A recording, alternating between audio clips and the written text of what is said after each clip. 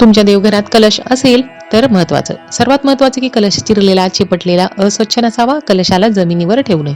कलश तांब्याचा, पितळेचा, चांदीचा, एक वेळेस स्टीलचा सुद्धा चालेल, पण लोखंडाचा नसावा. बाहेरून तर आपण अगदी स्वच्छ चकचकीत करतोच, पण आतल्या बाजूला थोडीशी घाण चिटकलेली राहते. म्हणजे आतला कलर वेगळा असतो, तर बाहेरून स्वच्छ करताना आतलीही कलशाची बाजू स्वच्छ करून घ्या. कलशातलं पाणी नेहमी स्वच्छ असावं आणि आठवड्यातून एकदा तरी कलशातलं पाणी तुम्ही बदलू शकता.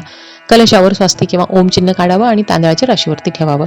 जर तुम्ही पूर्वेकडे तोंड करून बसला आहात तर तुमच्या डाव्या हाताकडे कलश असावा आणि उजव्या हाताकडे दिवा प्रज्वलित करायचा आहे. कलशावरती जी आंब्याची किंवा खाऊची पानं लावलेली आहेत ती सुकलेली नसावी. रोजच्या रोज बदला किंवा शिळी झाली किंवा थोडीशी सुकल्यासारखी झाली तर काढून टाका. पूजेच्या सुरुवातीला कलश स्थापना करून कलशाला हळद, कुंकू, अक्षता, फुलं, धूप, दीप दाखवून त्याची पूजा करा आणि त्यानंतर पूजा करा. कलश मंगळवारी किंवा शुक्रवारी तुम्ही स्थापित करू शकता आणि पाणी आणि नारळ सुद्धा मंगळवारी किंवा शुक्रवारी बदला. आणि व्हिडिओतली माहिती आवडली तर सबस्क्राईब करा.